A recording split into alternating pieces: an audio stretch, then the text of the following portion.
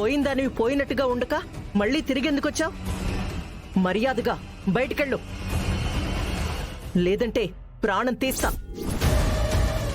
అవును, మళ్ళీ నా కంటికి కనపడ్డావంటే నీ కంఠంలో ప్రాణం తీసేస్తాను. పోవే బయటికి.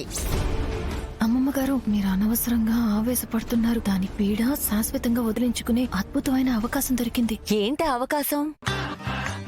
ఏం లేదమ్మమ్మా, ఈ కాజల్ వాళ్ళ పుట్టింటికి వెళ్లి నేను ఒక గొప్పింటి గుర్రాన్ని ప్రేమించాను, అతన్ని పెళ్లి చేసుకుంటాను అని చెప్పిందట. ఈయన కుర్రాడేంటి? ఈయన 60 ఏళ్లు దాటిన ముసలాడు కదా.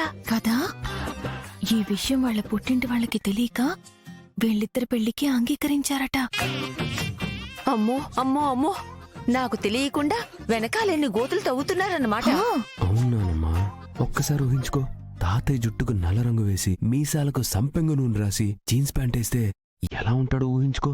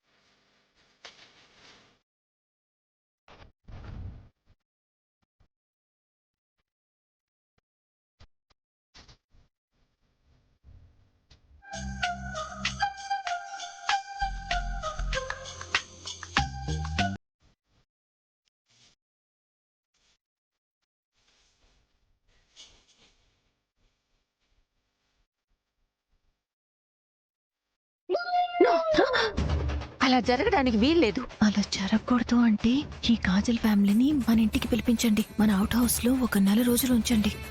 ఎందుకు? వాళ్ళు కనుక మన ఇంట్లో 4 రోజులుంటే కాజల్కి పెళ్లి చేయబోతుంది కుర్రవాడితో కాదు తాతయ్యతో అని తెలిసిపోతుంది. దాంతో వాళ్ళ పెళ్లిని క్యాన్సిల్ చేసుకుని కాజల్ని తీసుకొని శాశ్వతంగా వాళ్ళు వస్తుంది. మీకు అంతగా అనుమానంగా ఉంటే ఏదో ఒక క్వశ్చన్ అడగండి. అలాగా, సరే. ఇంతకు ముందు మీరెక్కడుండేవాళ్ళు? చిక్కడపల్లిలో ఉండేవాళ్ళం.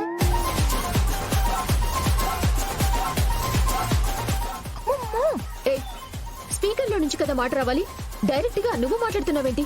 బా బా బా పిచ్చి త్రిష, గుండమ్మ గారు మాట్లాడలేదు. స్పీకర్ లో నుంచి వచ్చే మాటకి లిప్ సింక్ ఇచ్చారు అంతే. లిప్ సింకా? ఆ, కావాలంటే ఇప్పుడు చూడండి. అమ్మా, ఒక్కసారి స్పీకర్ ఆన్ చేయండి.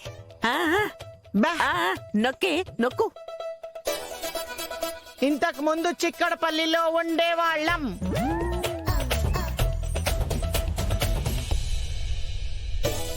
ఇప్పుడు అర్థమైందా అదే వాయిస్ కి గుండమ్మ గారు లిప్ సింక్ ఇచ్చారు అని? అర్థమైంది.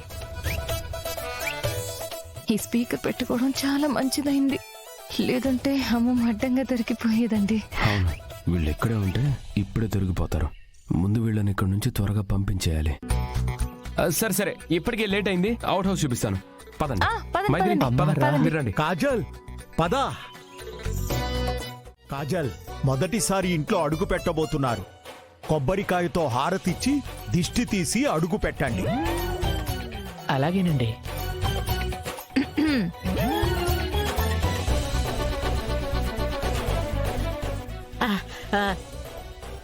ఏమండి, మీ దగ్గరున్న సంచి ఇవ్వండి. ఇదిగో.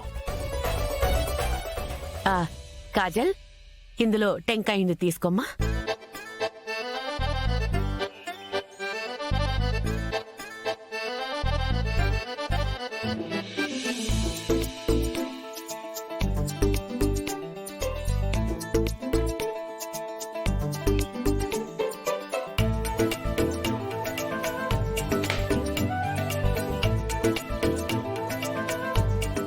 ఏమే, ఇందులో దేవుడి ఫోటో ఉంది, అది తీసుకొని లోపలికి వెళ్ళు.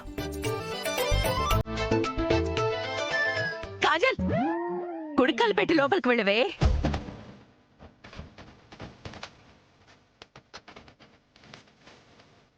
మీ అమ్మాయి ఎడమకాలు పెడుతుందని మీకెలా తెలుసు? కుడికాలు పెట్టమని చెప్తున్నారు అంటే మీకు కళ్ళున్నాయా?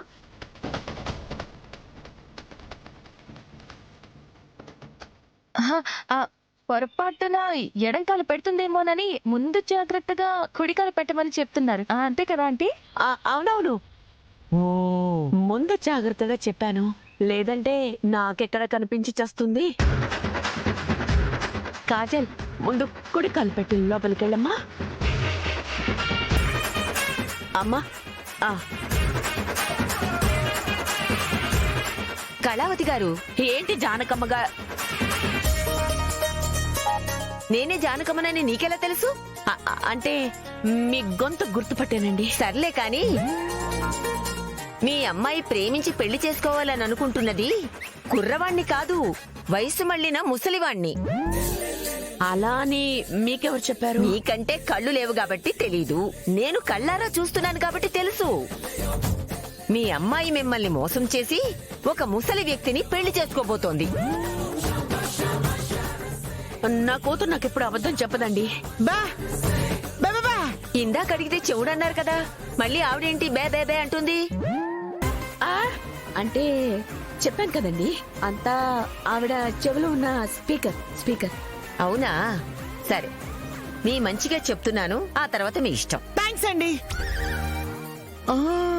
స్పీకర్? అవునవునవును, స్పీకరే. అసలు నిన్ను